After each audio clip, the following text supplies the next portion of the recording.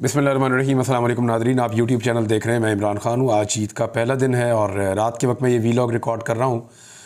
कुछ डेवलपमेंट्स आज के दिन की हैं, कुछ चीज़ें जो हैं वो हक़ाइक़ हैं, वो आपके साथ मैंने शेयर करने। एक तो जो प्रोसिक्यूटर थे इद्दत में निकाह केस वाले, ये केस मैंने आपको बताया था पहली पेशी पे उड़ जाना चाहिए, लेकिन हुआ ये कि जो ख़ावर मानिका के वकील हैं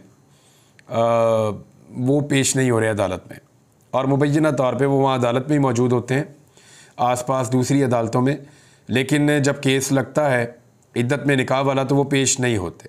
दो पेशियों पे वो वहाँ पे नहीं आए और उन्होंने मामला लटकाने की कोशिश की, जिसकी वजह से फिर ख़ास तौर पे क्योंकि एक ही मुकदमा बाकी रह गया है बुशरा बीबी पर, अगर ये मुकदमा उन पर से ख़त्म हो जाता है तो वो आज़ाद शहरी बन जाएंगी, यानी ज़मानत उनको मिल जाएगी और वो बाहर आ जाएंगी। अब बुशरा बीबी का जो मामला है वो क्योंकि फिर उनको जेल में ही रहना पड़ा, ईद उनकी अंदर गुजारनी पड़ी इद्दत में निकाह वाला, लेकिन वहाँ प्रोसिक्यूटर ने एक मौक़िफ़ लिया। प्रोसिक्यूटर कहते हैं सरकारी वकील को।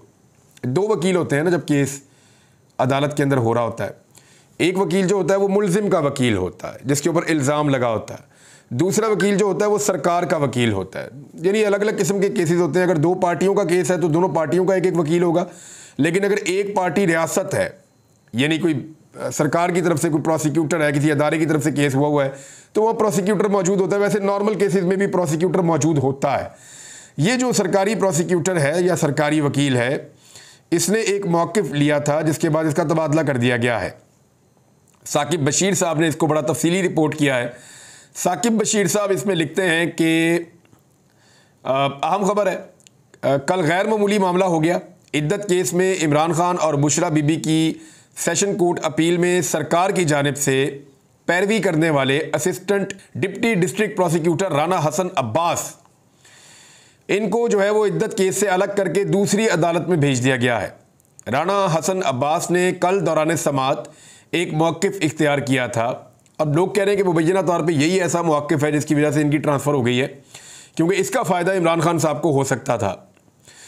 मौक़िफ़ ये था कि ये केस इस्लामाबाद सिविल कोर्ट के दायरा इख्तियार में ही नहीं आता, क्योंकि निकाह लाहौर में हुआ है।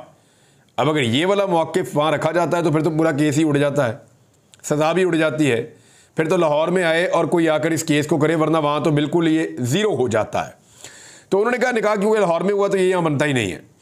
प्रोसिक्यूटर ने कल ये सवाल उठाया और कल ही उसका तबादला दूसरी अदालत में करके उसकी जगह नए प्रोसिक्यूटर को अदालत ने केस सौंप दिया है। अब देखें, नया प्रोसिक्यूटर ये वाला मौक़िफ़ तो नहीं अपनाएगा। माजी में नूर मुकद्दम केस समेत हाई प्रोफाइल केसेस में राना हसन अब्बास केसेस की ज़बरदस्त तरीके से पैरवी कर चुके हैं, यानी उनकी कोई काबिलियत के ऊपर भी शक नहीं है। ये बात जो है वो रिपोर्ट की साकिब बशीर साहब ने, और हैरत अंगेज़ तौर पे नहीं, पाकिस्तान में ये चीज़ें अब नॉर्मलाइज होती चली जा रही हैं।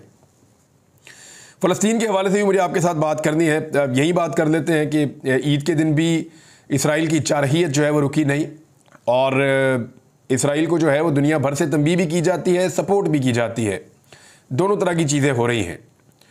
ऑस्ट्रेलिया ने एक स्टेटमेंट दिया कि वो भी गौर कर रहे हैं कि वो फ़लस्तीन को बतौर एक रियासत तस्लीम कर लें। दुनिया इस मामले पे बहुत ज़्यादा डिवाइड है, लेकिन आज ईद के दिन भी तबाही फिरी है इसराइल ने, बमबारी जारी रखी है। मुसलमानों का एक बड़ा दिन है, लेकिन 122 फ़लस्तीनी शहरी शहीद हुए हैं। मुख्तलिफ रिपोर्ट्स के मुताबिक 100 से ज़ायद फ़लस्तीनी शहरी इसराइली बमबारी के नतीजे में आज के दिन में शहीद हुए हैं, और कुछ रिपोर्ट्स ये कह रही हैं कि ये नंबर 122 और कुछ ये कह रही हैं कि इससे ज़्यादा है। तो ये एक बड़ा बदकिस्मत साल है। इसमें फ़लस्तीनियों के ऊपर जुल्म की जो दास्तान लिखी गई है, माजी में उसका कोई हवाला नहीं मिलता। यानी पहली जो दूसरी जंग अज़ीम के बाद ये इस किस्म की जो सूरत हाल है, हमने यानी जब से ये सदी शुरू हुई है ऐसी तबाही हमने नहीं देखी। इतने बड़े पैमाने पे ऐसा कत्लेआम हमने नहीं देखा। जो कत्लेआम यहाँ पे इस वक्त किया जा रहा है, बहुत छोटे वक्त के अंदर, बड़े महदूद वक्त के अंदर बहुत बड़े पैमाने पर बम्बारमेंट करके बच्चों को, ख़वातीन को, डॉक्टर्स को, मदद करने वाले अमले को, हर एक को निशाना बनाया गया है। सहाफ़ियों को निशाना बनाया गया, बहुत बड़े पैमाने पर निशाना बनाया गया है। एक खबर नाज़रीन भावलनगर से ये रिपोर्ट हो रही है, अभी इसकी तफसीलात सामने नहीं आई। जब पुलिस का मौक़िफ़ आएगा तब पता चलेगा। पुलिस ने कोई रेड किया था, उसके बाद पुलिस के ऊपर अटैक हुआ है। कहा यह जा रहा है कि एक या दो थानों के ऊपर बहुत बड़ी तादाद में अटैक किया गया है, और उसमें पुलिस वाले बहुत सारे ज़ख्मी भी हुए हैं, मार कुटाई भी हुई है, बड़ा नुकसान भी हुआ है। देखना यह है कि एक्चुअली ये मामला क्या है, पुलिस इस पे मौक़िफ़ क्या लेती है। हसास मामला है, लेकिन पुलिस इस पे मौक़िफ़ क्या लेती है ये देखना होगा। लेकिन अजीब बात यह है कि सोशल मीडिया के ऊपर लोग पुलिस को उतनी हमदर्दी के साथ नहीं देख रहे। उसकी वजह यह है कि पुलिस ने लोगों को बहुत मारा है। गुज़िश्ता 2 सालों में पुलिस ने लोगों को बहुत मारा है, बहुत ज़्यादा मारा है। अब देखना यह है कि इस मामले में इंसाफ होता है या नहीं होता। और वज़ीर आला पंजाब, जिनकी सुबह से ये चल रही है, पहला दिन बड़ा, यानी सुबह 10-11 बजे खबर आती है कि मरीम नवाज़ ने दिन का बेशतर हिस्सा यतीम बच्चों के साथ गुजारा। वो भी अभी तो दिन शुरू हुआ है। मरीम नवाज़ को वहाँ ले जाया गया, 2-4 मिनट की वीडियो बनाई गई, वो वीडियो जारी करके उन्होंने कह दिया दिन का बेशतर हिस्सा। वो अभी तो दिन शुरू हुआ है, बेशतर हिस्सा गुजर भी गया मरीम नवाज़ का। तो ये जो खबरें लिखने वाले हैं ना, ये बेवकूफ़ बनाते हैं अवाम को। अवाम बेवकूफ़ नहीं है। इस तरह की फ़ोटो सेशन से, इस तरह के टिकटॉकों से और इस तरह की सोशल मीडिया के ऊपर सस्ती शोहरत हासिल करने के तरीक़ों से हुकूमतें नहीं चलती। हुकूमत का पता चलेगा आज रात तक कि अहम मामला पे, ख़ासतौर पर मामला मैंने अभी आपको एक बताया है, इन पे मरीम नवाज़ का या हुकूमत पंजाब का मौक़िफ़ क्या आता है। देखते हैं कि मेडल लेने वाले आईजी का मौक़िफ़ क्या आता है। चीज़ें सामने आ जाएंगी तो पता चल जाएगा। एक और ख़बर आई है जी, और ये खबर जो है वो एक सीनियर सहाफ़ी है, उनके ज़रिए से आई है कि ऐवान सदर में जरदारी साहब को ये कहा गया कि बिलावल को डिप्टी वज़ीर आज़म बना देते हैं और आप लोग हुकूमत को ज्वाइन कर लें, हुकूमत के अंदर वजारतें ले लें। और मुबैना तौर पर जरदारी साहब ने शायद इसके लिए हामी भी भर ली है। लेकिन क्या जो गंद का टोकरा इस वक्त शहबाज शरीफ साहब ने अपने सर पे उठाया हुआ है, फॉर्म 47 वाला, उसको बिलावल और जरदारी साहब अपने सर पे रखना चाहेंगे? अभी तक तो बड़ा टेक्निकल खेले हैं। उन्होंने किया क्या अब तक उन्होंने आईनी ओहदे हासिल किए हैं। सदर पाकिस्तान जरदारी खुद बन गए हैं, यूसुफ गिलानी चेयरमैन सेनेट बन गए हैं। वो अहम तरीन चीज़ों पर कंट्रोल करने के बाद सिंध में अपनी हुकूमत को मुस्तहकम कर चुके हैं। अब वफाकी हुकूमत के ऊपर सारी की सारी बदनामी पड़ रही है। और वफाकी हुकूमत वैसे भी शहबाज शरीफ की तो है ही नहीं, यानी उसके अंदर राणा सनाउल्लाह साहब का स्टेटमेंट बड़ा मज़ेदार भी है और बड़ा इम्पॉर्टेंट भी है। राणा सनाउल्लाह साहब फरमाते हैं कि मोहसिन नकवी, फैसल वाडा, अनवारुल हक काकड़ ये एक ही कबीले से हैं और जो वज़ीर ख़जाना औरंगज़ेब हैं वो इनके कज़न हैं। तो एस्टेब्लिशमेंट का रोल ख़त्म हुआ ना होगा। और राणा सनाउल्लाह साहब कह रहे हैं कि नवाज शरीफ की रहनुमाई की ज़रूरत है, पाकिस्तान मुसीबत में घिरा हुआ है, लोगों को ज़रूरत होती तो लोग नवाज शरीफ को वोट डाल देते। लोगों ने नवाज शरीफ को वोट ही नहीं डाला, रिजेक्ट किया है, लिहाजा कोई ज़रूरत नहीं लोगों को फ़िलहाल। फिर राणा सनाउल्लाह साहब ने एतराफ़ किया कि सियासी इदम इस्तेहकाम मौजूद है। 8 फरवरी के इंतखाबात के बाद भी इस्तेहकाम नहीं आया। वो तो तब आएगा ना जो इलेक्शन जीता उसको आप हुकूमत दे दें, या रिज़ल्ट 8 फरवरी के इंतखाब के मुताबिक अनाउंस कर दें 2/3 अक्सरियत है इमरान खान की। अब वो क्लेम करते हैं 183, 179 यानी 180 के करीब सीटें वो क्लेम करते हैं कि हमें मिली हैं, वो उनको दे दें। फिर देखिए आप इस्तेहकाम कैसा ज़बरदस्त आता। लेकिन वो कह रहे हैं सियासी सूरत-ए-हाल मुल्क की अच्छी नहीं है, पाकिस्तान बहुत बुरी तरह माशी दलदल में धंसा हुआ है, एस्टेब्लिशमेंट का रोल ख़त्म हुआ ना आइंदा होगा। ये राणा सनाउल्लाह साहब की ख्वाहिश तो हो सकती है कि एस्टेब्लिशमेंट का रोल ख़त्म नहीं होगा, लेकिन एक दिन हो जाएगा। हाँ, जो रोल उनका एक्चुअल रोल होना चाहिए वो रहना चाहिए। उनकी एक इंस्टीट्यूशनल इनपुट है, मुख्तलिफ इदारों से हुकूमत को इनपुट लेनी चाहिए, उनसे मशवरा लेना चाहिए। लेकिन ये नहीं हो सकता कि फ़ैसले जो है वो बड़े बड़े, यानी अवामी फ़ैसला भी कि लोग किसको वोट डालेंगे और लोगों ने जिसको वोट डाला हुकूमत उसकी बननी है या नहीं बननी, ये फ़ैसले तो ये नहीं हो सकते। लेकिन राणा सनाउल्लाह साहब कह रहे हैं फ़िलहाल ये रोल ख़त्म नहीं होगा क्योंकि वो इसके बेनिफिशरी हैं, अभी तो उनको ये बहुत अच्छा लग रहा है। अब पाकिस्तान पीपल्स पार्टी का मैंने आपको बताया कि बिलावल जो है वो शामिल होने की बात कर रहे हैं। दूसरी तरफ खुर्शीद शाह साहब ने तनकीद की शहबाज शरीफ साहब पे। वो ये कह रहे हैं कि अगर शहबाज शरीफ ने ग्रेड 17 से ग्रेड 21 को 4 तनख्वाहें दी हैं तो फिर मुल्क में ख़जाना तो होगा। एक तरफ मांगने जा रहे हैं पूरी दुनिया में, कशकोल लेकर फिर रहे हैं कि हमें पैसे दे दें, beggars are not choosers, Shahbaz Sharif साहब मांगते फिर रहे हैं। और दूसरी तरफ 4 तनख्वाहें जो हैं वो 17वें ग्रेड से लेकर 21वें ग्रेड तक के अफसरान को दी जा रही हैं। बड़ा अनफॉर्चुनेट है, बदकिस्मती है। नाज़रीन, ईद के दिन आपको कुछ स्टेटमेंट्स मैं याद दिला देता हूँ। ये बड़े मज़ेदार स्टेटमेंट्स हैं और आपको याद होंगे सारे के सारे। और ये सारे स्टेटमेंट्स जो हैं वो इमरान खान के बारे में हैं। मैंने ये सोशल मीडिया के ऊपर पढ़ा, हमारे एक दोस्त हैं मोहम्मद नवाज़ खान साहब, उन्होंने भी इसको शेयर किया। इसमें थोड़ा सा मैंने और चीज़ें भी शामिल की हैं, लेकिन ये बड़ा दिलचस्प है और हक़ाइक़ के ऊपर मबनी है कि इमरान खान के बारे में आज तक प्रोपेगेंडास कौन कौन से किए गए और उन प्रोपेगेंडास का पब्लिक ने क्या जवाब दिया। आपको पता चल जाएगा ना कि आगे क्या होने वाला है। ये स्टेटमेंट आप सुनेंगे आपको आइडिया हो जाएगा कि आगे क्या होने वाला है। नंबर 1 प्रोपेगेंडा ये है कि इमरान खान को फौज ने बनाया, इमरान खान को फौज ने बनाया, एस्टेब्लिशमेंट ने बनाया, अगर वो ना बनाते तो वो ना बनता। देखिए, इमरान खान ने जितनी लंबी सियासी जद्दोजहद की है वो किसी पॉलिटिकल लीडर ने नहीं की। लंबी सियासी जद्दोजहद के बाद वो वज़ीर आज़म पाकिस्तान बना और उसके पास मकबूलियत मौजूद थी, गो कि एस्टेब्लिशमेंट ने उसका साथ दिया, लेकिन आज वो एस्टेब्लिशमेंट के बगैर पाकिस्तान का एक बहुत बड़ा लीडर बन चुका है। नंबर 2, हुकूमत ख़त्म होते ही लोग इमरान खान को भूल जाएंगे। आप सब गवाह हैं कि जैसे ही इमरान खान की हुकूमत ख़त्म हुई, लोगों को इमरान खान के अलावा कुछ और याद ही नहीं रहा, भूलना तो बहुत दूर की बात है। नंबर 3, कुर्सी छिनते ही इमरान खान अपनी पहली बीवी और बच्चों के पास लंदन में भाग जाएगा। आपने देखा कि इमरान खान के ऊपर 200 मुकदमे बनाए और आज सब चाहते हैं ताकतवर लोग कि इमरान खान मुल्क छोड़कर चला जाए, और वो छोड़कर जाने के लिए तैयार नहीं है। ये भी गलत साबित हुआ। चौथा प्रोपेगेंडा, इमरान खान 2 दिन जेल की सख्ती बर्दाश्त नहीं कर पाएगा। मम्मी रेडी है, बहुत ही कमज़ोर आदमी है, बड़ी आसान ज़िंदगी गुजारी है। He is a tough guy, he was a tough guy, और वो आज भी है, आउट ऑफ सिलेबस है। कोई सोच भी नहीं सकता था, मैंने आपको पहले भी कहा था कि इमरान खान जेल काट लेगा। ये वो इमरान खान नहीं है जिसके बारे में लोग बातें कर रहे हैं, तो वो भी गलत साबित हो गया। इमरान खान जो है वो कई महीनों से जेल में है और वो कई महीने और जेल रहने के लिए भी तैयार है, और अपने वकला से बकौल वकीलों के इमरान खान ने एक सवाल कभी नहीं किया कि मैं बाहर कब जाऊंगा, कभी नहीं पूछा मेरी बेल कब होगी, मैं जेल से बाहर कब निकलूंगा। ऐसा लगता है कि इमरान खान खुद प्लान करेगा कि उसे कब बाहर निकलना है, और उसको खुद आइडिया है कि कब निकलना है।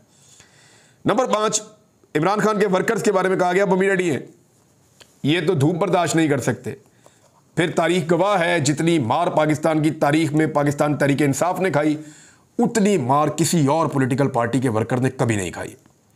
पीपल्स पार्टी और PMLN के कारकुन को इससे आधी से मार पड़ती ना, सियासत से तौबा कर देते, क्योंकि वहाँ पे लीडर साथ मार नहीं खाते। लीडर ज़्यादातर डील कर देते हैं। जुल्फ़िकार अली भुट्टो की फांसी के बाद या बेनज़ीर भुट्टो की शहादत के बाद से तो पीपल्स पार्टी बिल्कुल एक डिफरेंट पार्टी है। मैं बेनज़ीर की पार्टी की बात नहीं कर रहा, मैं जरदारी की पार्टी की बात कर रहा हूँ। उधर PMLN जो है वो मियाँ साहब हर दफ़ा डील मार के जो पाकिस्तान से बाहर निकल जाते हैं, भाग जाते हैं, डील करके इक़्तिदार में आते हैं, डील करके निकल जाते हैं जैसे ही पकड़े जाते हैं। लिहाजा इनके कारकुन ये नहीं कर पाएंगे जो पाकिस्तान तहरीक इंसाफ के कारकुन ने कर दिया। छठा प्रोपेगेंडा किया गया कि इमरान खान नशे का आदी है, एक दिन नहीं गुजार सकेगा, 2 घंटे में नाक रगड़ेगा। फिर आपने देखा कि इमरान खान साहब की जेल से जो खबरें आ रही हैं, किताबें पढ़ रहे हैं, कुरान पाक पढ़ रहे हैं, अहादीस पढ़ रहे हैं, वो नशा नहीं मांग रहा, साइकिल मांग रहा वर्जिश करने के लिए।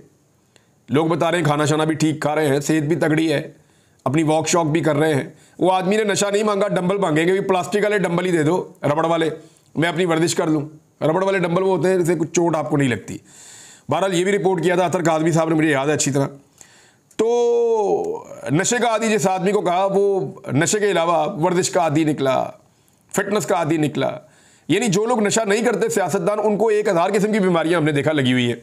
नवाज शरीफ साहब की बीमारियों को लिखने में सिर्फ कई सफ़े लग जाते थे, एक्स्ट्रा शीट का इस्तेमाल करना पड़ता था नवाज शरीफ साहब की बीमारियां लिखने के लिए, डॉक्टर अदनान को।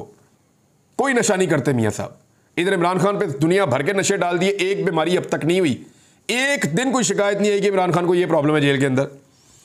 7वां, जब इमरान खान साहब टिकट बांटेंगे तो कोई इनका टिकट लेने वाला नहीं होगा। एक एक हल्के में 20-20 उम्मीदवार थे, इतनी लड़ाइयाँ हुई टिकट के ऊपर कि किसी और पार्टी की नहीं हुई, और सबसे ज़्यादा कागजात नामजदगी जमा करवाए पाकिस्तान तहरीक इंसाफ ने, बुरे तरीन हालात के बावजूद। फिर भी जो है वो प्रोपेगेंडा किया गया, लेकिन इमरान खान साहब के खिलाफ ये प्रोपेगेंडा भी गलत साबित हुआ। बल्ले का निशान गया तो इलेक्शन गया, सबने देखा बल्ले का निशान भी गया और इलेक्शन भी नहीं गया।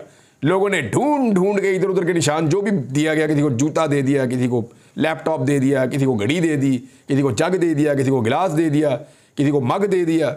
ये सारी चीज़ें अब छेड़ बनी हुई हैं हारने वाले उम्मीदवारों की। लोगों ने ढूंढ के निशान ठप्पे मारे, तबाही फेर दी, इतने वोट डाले लोगों ने। फिर 9वां प्रोपेगेंडा ये किया गया कि इमरान खान के सारे लोग पार्टी छोड़ जाएंगे, अकेला रह जाएगा। आपने देखा लोग उसको छोड़कर नहीं गए। आज ईद वाले दिन भी अडियाला जेल के बाहर एहतजाज करने कारकुन पहुंचे और उनमें से कुछ को हिरासत में भी लिया गया। लोग ईद वाले दिन भी पहुंचे हैं। बच्चे जो हैं वो इमरान खान के कैदी वाले कपड़े पहन के ऊपर कैदी नंबर 804 लिखकर बच्चे घूम रहे हैं गलियों में, सड़कों पे, और बड़े फख्र से तस्वीरें निकाल के उसको सोशल मीडिया पे भी लगा रहे हैं। ऐसा तो हमने पाकिस्तान में कभी नहीं देखा कि जिसको लोगों ने छोड़ देना था, जिसने अकेला रह जाना था, उसके साथ सारी कौम ही खड़ी हो गई। 10वां प्रोपेगेंडा किया गया कि वोटर जो है वो मायूस हो जाएगा और 8 फरवरी को बाहर नहीं आएगा। फिर आपने देखा कि वोटर कैसे आया, तौबा तौबा करवा दी वोटर ने। इतनी लंबी लाइनें पाकिस्तान में कभी नहीं देखी होंगी किसी ने। वोटर ने इतना वोट डाला कि तबीयत हरी कर दी। किसी वोटर को फेंका उधर, किसी को उधर, 25-25 किलोमीटर 50-50 किलोमीटर दूर जो है नौजवान वोटरों का वोट बना दिया। वो पहुंच गए वहां पे भी वोट डालने के लिए, लाइन में लग के उन्होंने वोट डाल दिया। तो वोटर को मायूस करने के लिए जितने हथकंडे इस्तेमाल किए गए, प्रोपेगेंडा किया गया, वोटर मायूस नहीं हुआ, वो निकला। ये भी गलत साबित हुआ। एक और, जिन लोगों से डील होगी ना वही इलेक्शन में जीतेंगे सिर्फ। ये तो जो PMLN के सहाफ़ी हैं उन्होंने मीडिया के ऊपर ऑन एयर कहा कि जीतेगा वही पाकिस्तान तहरीक इंसाफ का हमायत याफ्ता आज़ाद उम्मीदवार जिसकी एस्टेब्लिशमेंट के साथ डील होगी कि वो जीतने के बाद एस्टेब्लिशमेंट की मर्जी के मुताबिक मूव करेगा। फिर हमने देखा कि ये भी नहीं हुआ। ये कहा गया कि 10-12 सीटें जीतेगा, उसने तबाही फेर दी। वो 180 सीटें जेन्युइन जीता हुआ है, 90 तो उसके पास है। अभी भी छीन रहे हैं एक एक करके। इतनी ज़्यादा जीत गया है कि हर दूसरे दिन एक आधी सीट छीनते हैं, फिर भी वो सबसे बड़ी सिंगल लार्जेस्ट पार्टी है अभी तक। 12वां प्रोपेगेंडा ये किया गया कि जीतने के बाद जो आज़ाद उम्मीदवार जीतेंगे ना वो इमरान खान को छोड़ देंगे। इक्का दुक्का के अलावा कोई नहीं गया। यानी लोग आज़ाद जीते इमरान खान की हमायत पे, छोड़ देते, कोई कानून उन पर नहीं लगता था, फिर भी नहीं छोड़ा। इमरान खान के साथ कमिटमेंट के साथ खड़े हुए हैं। ये कर दिया इमरान खान साहब ने इस मुल्क की पॉलिटिक्स में। बुशरा बीबी इमरान खान को छोड़ जाएंगी और इख्तलाफात हो गए, ये हो गया, वो हो गया। इमरान खान की वाइफ और उनकी बहनों में और पता नहीं क्या कुछ कहा गया, इख्तलाफात बहुत हो गए, शदीद हो गए। कोई इख्तलाफ नहीं।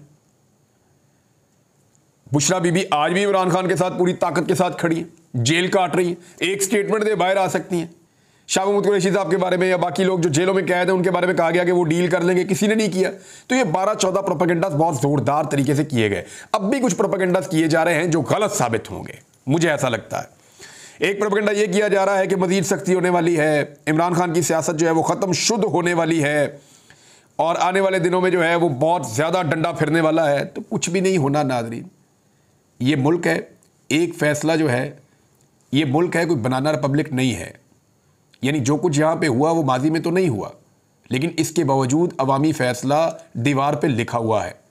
सिर्फ एक बात के साथ मैं अपने इस वीलॉग का इख्तिताम करूँगा, जो इमरान खान साहब अक्सर कहते हैं कि एक प्लान इंसान बनाता है, प्रोपेगेंडा भी करता है, उस प्लान को एग्जीक्यूट भी करता है, और एक मनसूबा मेरा अल्लाह बनाता है। अल्लाह का मुकाबला तो नहीं कर सकते ना। अब तक के लिए इतने, अपना ख्याल रखिएगा, अपने इस चैनल का भी। अल्लाह हाफ़िज़।